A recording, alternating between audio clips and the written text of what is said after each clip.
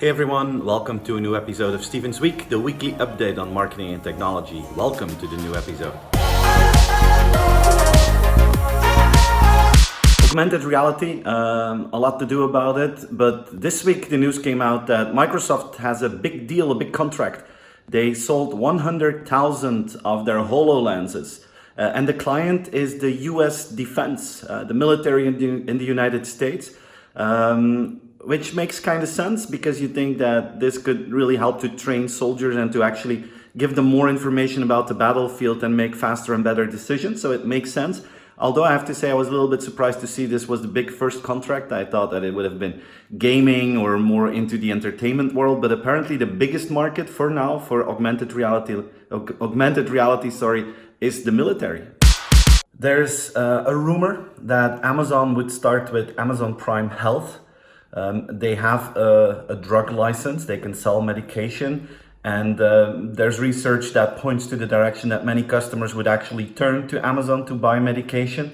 Many critics, of course, are really scared that Amazon would make it so easy for people to buy medicine that maybe you could get addicted to it, because there's also a number of bad consequences of that. But it's a huge market, and if that becomes true, that Amazon starts an Amazon Health, then there's a big chance, I think, that in 2019 or 2020, we can expect a big acquisition in the offline retail world in the US, where Amazon may buy one of those big pharmaceutical retailers. I wouldn't be surprised if that happens, but let's see what their first move is, and let's see if Prime Health actually comes to the table. Alibaba has set up a partnership with the biggest Spanish retailer group, Corte Ingles.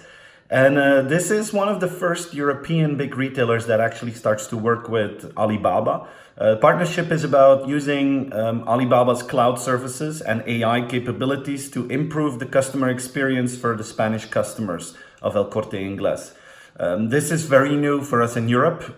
In China, this is how retail is going. The big retailers, they work together with companies like Tencent, JD, Alibaba to use their technology to boost the experience of customers. They use the Alibaba e-commerce platforms, and they're used to that. They think, let's use their skills and let's combine that with our skills.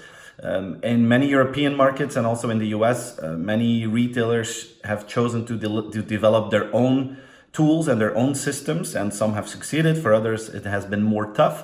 But I think we're going to see a trend where it's ecosystem competition and where ecosystems fight with other ecosystems. And then there's always going to be one of the big technology players going to be involved. And here in Spain, it's now Alibaba that has a first test case of that. But I think we're going to see more of that next year. Let's talk about data security for a second. This week, the Marriott hotel group had a big disaster, a big data breach. More than 500 million customers' data were leaked, were stolen, were taken.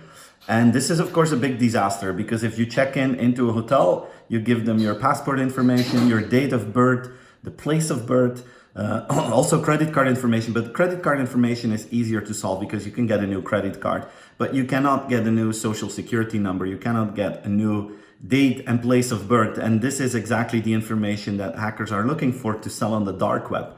And this is, again, for me, an evidence that maybe we're talking too much about privacy and not enough about security. I think customers, they want companies to give them convenience thanks to their data, but they also want companies to treat their data in a very secure way and make sure that people with bad intentions don't have access to that. I had the privilege to work together at a certain point with Frank Abagnale. He's the guy that played in the movie Catch Me If You Can. He is now one of the leading directors at the FBI for cybersecurity. And he says this is absolutely the top priority for many, many companies in the West. And there's not enough resources going to the protection of data and making sure that people with bad intentions don't have access to it. WhatsApp is planning to start with payment services in India. I am here in India right now, and WhatsApp is really, really popular. And they have about 230 million active users here, which is quite significant, but of course the upward potential is huge. India has more than 1 billion mobile phone users, more than 600 million smartphone users, so the growth potential of WhatsApp is still really big. And in the beginning of this year, WhatsApp has done a test, a beta of payment systems, and more than 1 million people tried it out. And now WhatsApp is asking permission to the Indian government to see if they can roll out payment services through WhatsApp. And this is an important battlefield, of course, for mobile payments. We all know that WeChat in China is really big in that, and Alipay is as well. So the question is which platform will be used in India, and WhatsApp really wants to make a big move here. The Chinese government is asking all manufacturers of electrical vehicles to share the car data with the Chinese government. They want to track what people are doing, where they're driving.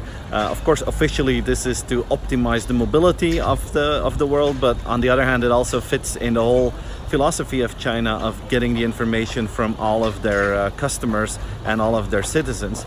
So this is a new step in this field, and there's no way back. This is just something that will have to happen. Chinese car manufacturers are already doing it, but now they're asking it from all car manufacturers from other markets as well. IKEA is launching its first in-city store. We all know IKEA as the big blue boxes that are outside of the city.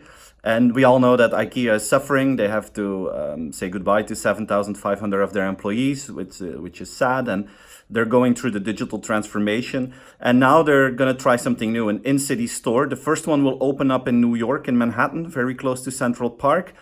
And the idea is that you can go in the store, you can look at everything, but you won't be able to take the things home yourself. They will deliver it. And of course, this is no surprise. If they asked with the citizens of New York what they wanted from IKEA, then it is cheap furniture that fits in small apartments and that they deliver at home, because no one wants to carry a closet in the streets of New York.